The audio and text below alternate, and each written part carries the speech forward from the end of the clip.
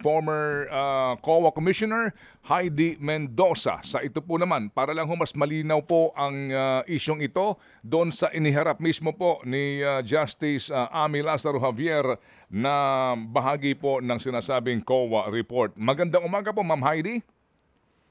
Ay, magandang umaga, Ted and DJ Chacha. Heidi lang, oo. Apo, sige. Magandang usapan ninyo. Okay, thank you po. Ito lang pong bahagi po nung Independent Auditor's Report para lang mas maintindihan namin. Sabi po dito, no?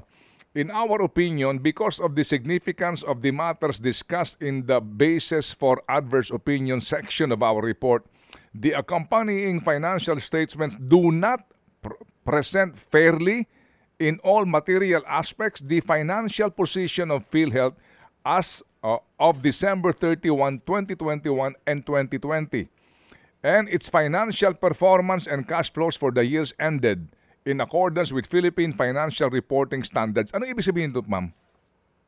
Ay, hindi po ma'am, Heidi lang. Apo, Okay. yes, Heidi. Unang-una, ito ho yung suma total. Diretsuhin natin. Ano? Ang ibig sabihin ng adverse opinion, merong significant na misstatement. Ibig sabihin, financial statement, hindi siya reliable. Hindi ka pwedeng magtiwala. Misrepresented. Ibig sabihin ay merong hindi tamang pagre-represent. Misstated. Hindi tama yung nakastate sa financial statement. At ito yung matindi. The financial statements do not accurately reflect the financial performance and the financial health. Ayan, related pa naman sa health of the organization. So matindi po ito. Kasi ang ibig sabihin po niyan, kung ako ay mag-i-invest at titingnan ko yung financial statement mo at ito yung opinion, aba ay wala ho akong, hindi ako magkakaroon ng lakas ng loob. Dahil ang sinasabi yung financial statement mo ay hindi ko pwedeng pagtiwalaan para ako ay magbigay ng opinion. Para ako ay magbigay ng desisyon, di ba? At hindi rin siya nare-represent ng tama. Ibig sabihin, kung yung asset na naka-reflect doon, posible na mas malaki o mas maliit, hindi nga nare-represent ng tama. In other words, yung kahuli-hulihan na talagang pinakang mahalaga, they do not accurately reflect. Hindi wasto, hindi sakto ang pagkaka-reflect, ang pagkaka-report ng kanilang financial performance. Malaki ang implication nito. Kasi kontrang-kontra ito doon sa tinatawag nilang, ay meron naman kaming excess funds, di ba? Di ba? Ted and Chacha? Opo, okay. So ito ho naman, no? In the same manner as, ang sabi po dito, the balance of the account provision for insurance contract liabilities, ICL, as of December 31, 2021, both in the amount of 1.0114 trillion pesos is unreliable due to non-recognition of the changes in estimates in calendar year 2021, which was not in accordance with the requirements of the Philippine accounting standards, resulting in the misstatement of the accounts, provision for ICL and members' equity accounts as of December 31, 2021, and other comprehensive income for calendar year 2021 by the amount of 674.946 billion. Ano po yun? Ayan, medyo pasimplihin natin ng konti kasi ayokong dalhin doon sa technical na discussion. Parang eto kasi 'yon pag tiningnan natin yung financial statement for that year, I think ito yung ang nakita natin na biglang bumagsak yung tinatawag nating equity, 'di ba? Yung pag minus mo yung mula sa iyong asset, binawas mo yung pagkakautang, ang natira ay negative, di ba? Ibig sabihin, mas malaki ang utang. Ang sabi nila, kasi ni-recognize namin yung tinatawag nating provision for insurance contract liability. Maganda ang pagkapaliwanag kahapon ng bagong commissioner ng COA. Sabi niya, ito ay para bang ina-anticipate mo. Ano magiging present value sa masusunod na taon kung halimbawa, biglang dumami ang nag-enroll na miyembro. Pag dumami yung contribution mo, ay posibleng dadami rin naman yung iyong expenditures, yung benefit claims dahil baka magkasakit, lalong-lalo na kung karamihan dyan is senior citizen halimbawa, ina-expect mo na mas malaki yung benefit mo doon. Ngayon, kapag halimbawa yung tinatawag mong premium contribution mo na ine-expect, yung present value niya, yung discounted value niya, ay na-exceed ng tinatawag nating ine-expect mo yung discounted value ng iyong benefit claim, kailangan mong mag-recognize ng tinatawag nating liability, 'di ba? Mhm. Ngayon, 'pag sinabi natin na, "Ay teka, hindi natin puwedeng pagkatiwalaan yung computation ng tinatawag nating, provision for ICL." Malaking bagay 'yan kasi nakita na po natin, Ted and Chacha at mga minamahal nating tagapakinig na ano siya, make or break yung ano nung result, 'di ba? Ang Mm. ibig sabihin 'pag hindi katiwa-tiwala 'yan, ay hindi na nga kati-katiwala, 'pag ay malaking-malaki na 'yan. Kung malaki ay talagang magkakaroon ng tinatawag nating negative equity. Tapos nung sumunod na taon ay biglang bumagsak, 'di ba? Hindi naman Mm. natin sinasabi na, ito ay parang may ginawang magic or what, pero malaking isipin, malaking duda ang kini-create nito kapag sinabi natin na unreliable. Ngayon, 'pag binasa pa natin yung audit report, meron dong pinakang root cause na nakalagay. Ang sabi nila, ay kasi hindi daw nagko-coordinate din yung, Treasury Department at saka yung tagagawa nung tinatawag nilang actuarial estimate.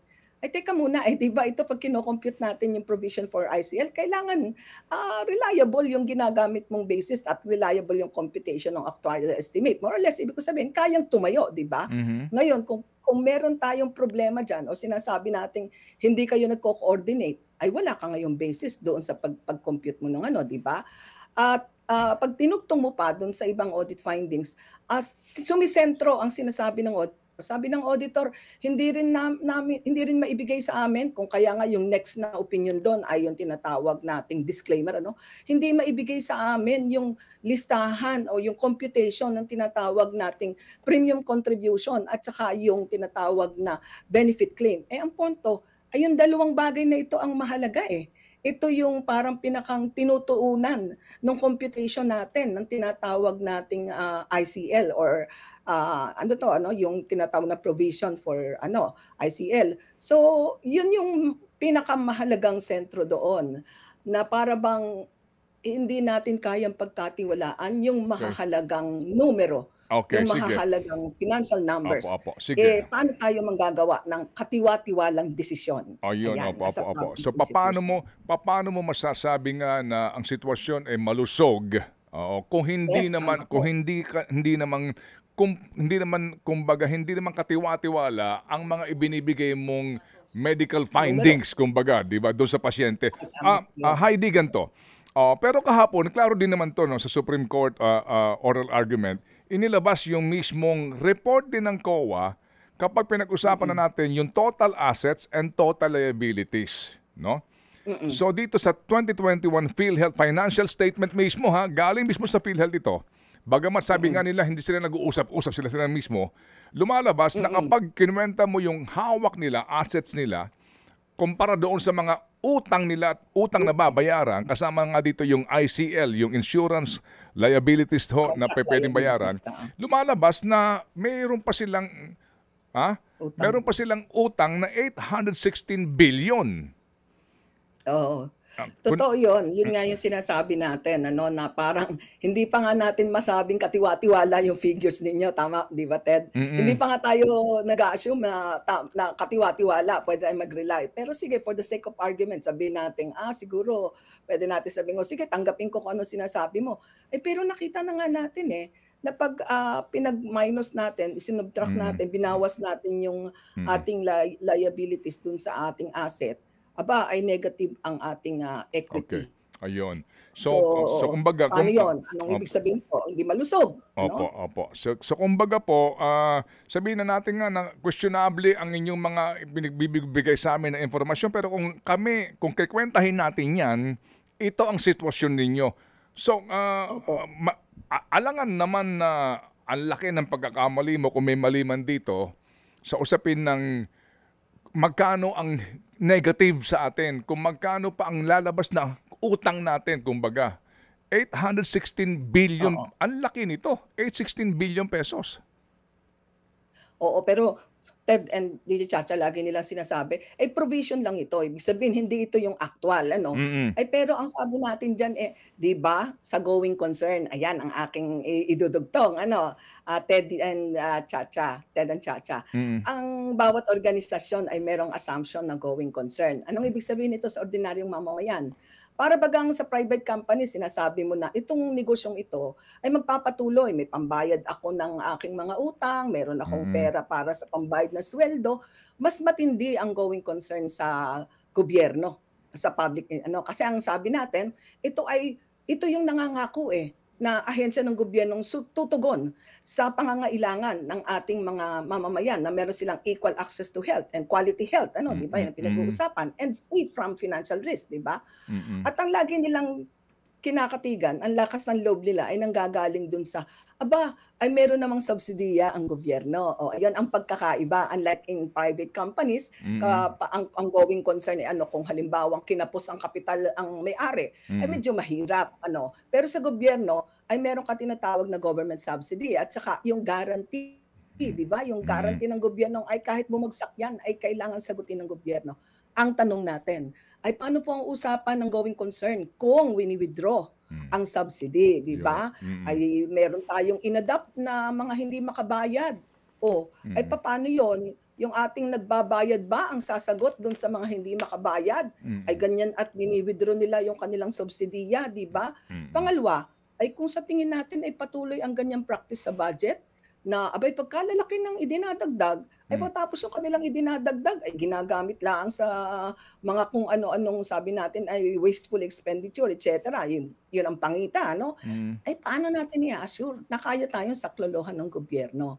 So doon sa tinatawag nating going concern, mahalaga na katiwa-tiwala ang financial statement. Okay. Mahalaga na ingatan ang pera ng PhilHealth at tapat, maayos, well-represented ang financial statement para magtiwala yung ating mga miyembro. Mm. Abay, panay na ang tawag sa akin, ay ako po ba hindi magbabayad ng ating?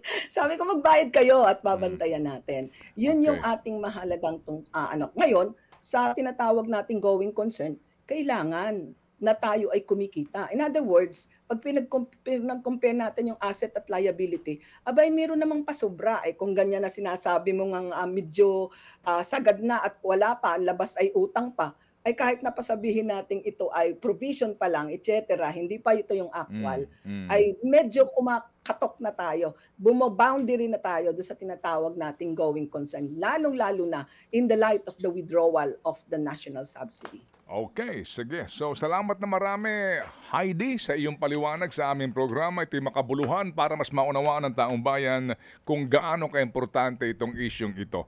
Salamat na marami sa iyo, Heidi, at muli kaming istorbo kapag meron kang panahon din para magpaliwanag sa ganitong uri ng mga issue. Ay, DJ Chacha, isa lang yung yung provision lang na medyo nakasentro sa ganitong pagdinig, yung Mm. tinatawag nating Section 2 of PD 1445 Mhm. na nagsasabi, nagmamandato, resources of the government shall be managed and expended, utilized in accordance with laws, rules, and regulation. At dito, pangitang-pangita na hindi sinunod ng PhilHealth yung Universal Health Act na sinasabing bago ka mag-invest ay siguraduhin mo muna na maayos at nakapag-provide ka ng iyong 2-year requirement, di ba? Mm. At kailangan kung may excess, unahin mo yung pag-expand ng benefit at pagbaba ng premium. Yun ang mahalagang usapin dito. Sana ma-pick up ito sa mga diskusyon sa Supreme Court. Kasi ito yung magtataya ng liability ng mga taong dinadala natin sa korte. Pakiulit lang. Magandang umaga. Pakiulit, Heidi. Nagpapasalamat sa'yo. Heidi, pakiulit lang. Yung provision ng batas kamo. Specific, ano yan? Section 2 of Mm. Presidential Decree 1445. Ted DJ, ito yung Bible ng auditors. Nakalagay Okay. doon, Mhm. resources of Mm. the government shall be managed, expended, utilized in accordance with laws, rules, and regulation, Mm. and safeguarded from waste through illegal or improper disposition with a view to ensuring economy, efficiency, effectiveness in the operation of the government. At meron pa yung pahabol. Mm. The responsibility rests with the head of the agency. Well, salamat na marami. Yan, napakagandang input niyan. Aabangan namin, baka malamang din ay mabanggit na yan eventually nitong mga maestrado na abalang-abala sa isyong ito. Muli, Heidi, salamat na marami and good luck, ha? Salamat, Thank you. Ted and DJ. Salamat sa mga nanonood at nakikinig sa inyo. Ay, yan Maraming salamat. Magandang umaga. ay. Yan po, ay talaga namang tubong Quezon Gaire. Ay, sinabi mo. Opo, Heidi Mendoza.